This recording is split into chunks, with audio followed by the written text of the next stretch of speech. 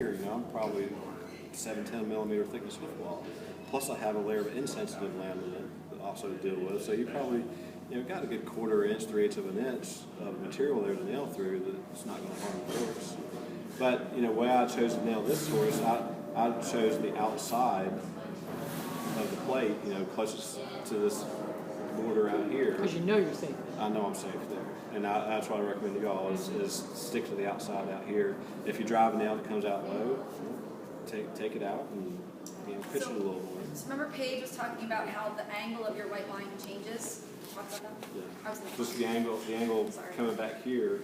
is straighter. So right. What you guys don't want to start on nailing is a horse that's really straight in the quarters. Yeah. Like when you're starting out, don't pick your boxy footed horse to start with nailing. This would be a difficult foot. This is the medial side here.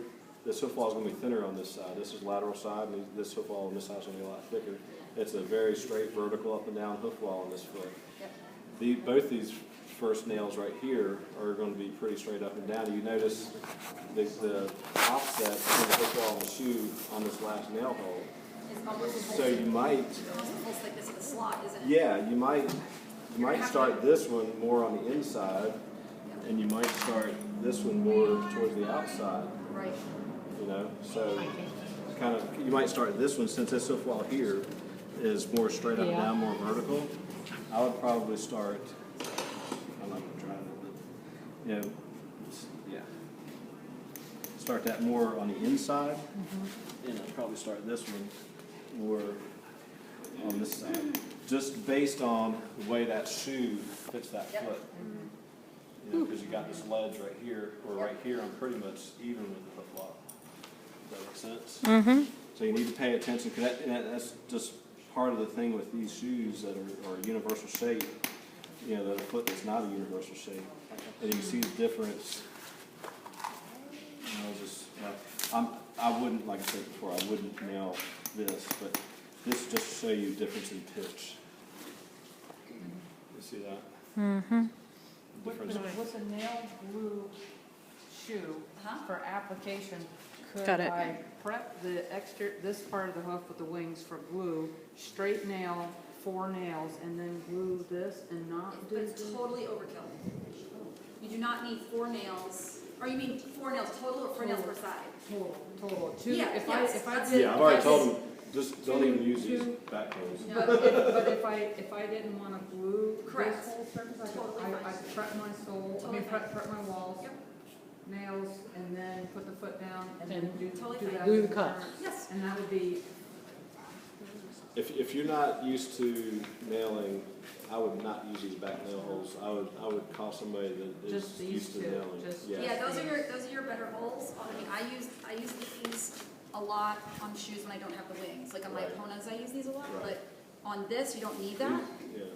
I mean, I usually just do this one, and my wings. oh, so But I'm you're gluing just the gonna- bottom. Oh, okay. But in a little foot, I could do 2 nails and wings, And- in a little foot. Yeah, and not, yeah. I mean, most of my horses are size 2. I think a lot of it's gonna depend on how much flare y'all dress. In our group, we had to dress quite a bit of flare, which really thins that wall out, so you definitely would not wanna use those last 2 nail holes. Right. Yeah, distortion also lasts to you too. That's another. But as little as it takes for it to stay on. I mean, a little nail would really take. Right. And the more glue you use, the less nails you need, to the point of no nails, right? Until I got the confidence, maybe. Maybe Well, and it's me that's that's thinking, right. And that was my always, like we talked about in the beginning, my crutch has been, I've always had to use either casting or nails with my glue-on plastic shoes. The cuff has eliminated that for a large part. My security blanket is my couple of nails in that toe quarter, because it just means that if for some reason I lose my glue bond in the heel, it means that what's going to happen is, remember that weakest glue bond is heel, and so those nails are going to resist the rest of the shoe. Stabilizes it. Yeah. It doesn't mean that you need it. So that's my crutch that I'm getting rid of, is those last 2 nails. What are the chances of it flopping in the back and then ripping the front? Yeah, just kind of show you the pitch. You can It do won't this because side, the steel, but that's just the showing steel you plates. Steel plate is gonna more be straight enough. up down the absolutely. nail placement. Promise. And then the pitch on this one, so that's just showing you That different. if the glue bond breaks the back, you put the nail in the front. Sorry. Slide it down, shoe not be here. Sorry about that. You're gonna just tap. That's why we don't have Yep, nail. yep. No, no. I'm you just tap. imagining it getting caught on something.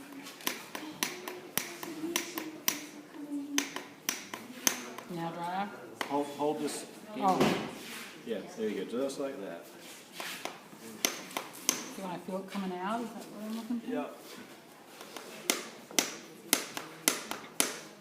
You guys should have aprons on. You did a, I mean, you got a nail coming out and your leg is Right right near there. that. he's not gonna jerk it back, is he? That is true. If he does, that would be kind of awesome and amazing. Give it a good whack. Move your other thumb. Do you feel Yeah, it? move your thumb, oh my That's- gosh. I'm just that good. Okay. So Yeah, you just if you think get of to all that these point and things it's not until you coming out, fall smooth.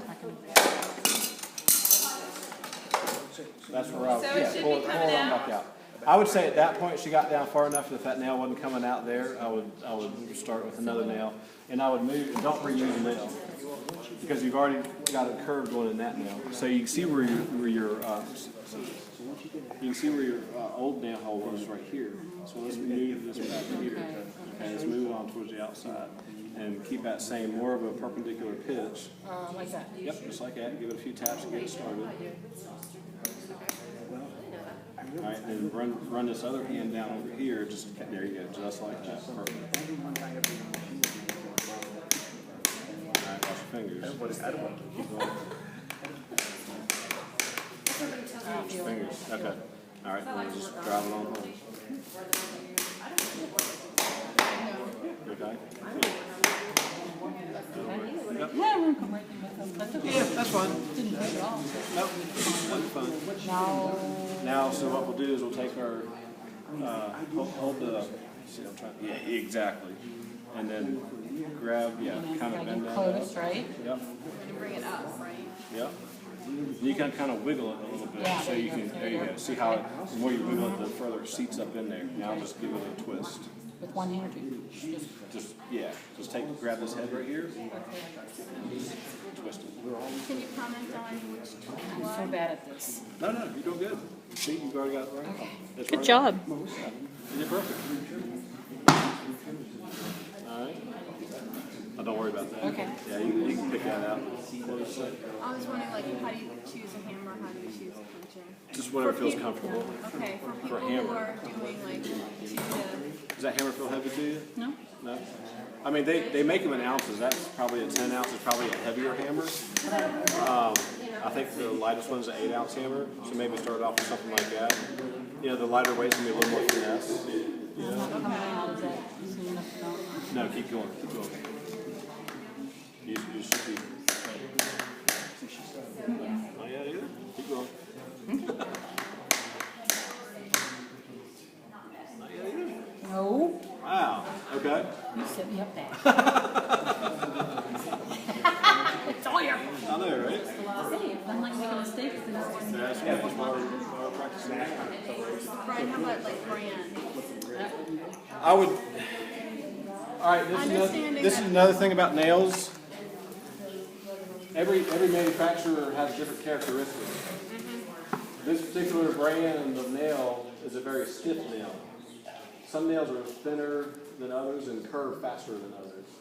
This brand here is a Liberty brand, and they pretty much drive where you point them. There's not a whole lot of curve to them. A Delta, combo nail or something like that is a slim blade nail. It's thinner. It has a lot of curve to it. So I'd recommend pick a nail and stick with it. Because you'll learn the characteristics of that nail. I've always used that next to Yeah. So do you make my pitch? Probably straighter. Straighter. Yep, make sure your check mark's in. Yeah. Okay, Oh, you got that in. Yep, so maybe start Wait a straighter. second, guess myself because I'm really bad. Yeah, right? So straighter instead of Yep. pitch. Okay. Yep, straighter. Straighter's gonna come out sooner than pitch. Right, All that. right.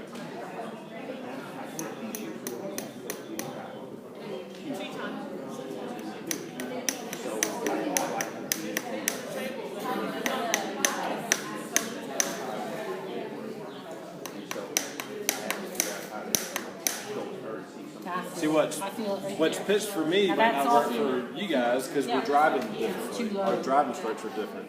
Okay. Yeah, that's definitely too low because you're only about a quarter inch up into the hook wall there. What I would probably done, okay, let's do this then, because you had it tracked already. Oh, yeah. Is just curve that nail.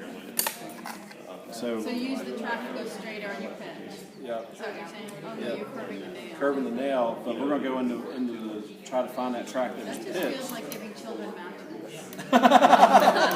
You're funny. All right, try it. Doesn't it? It does.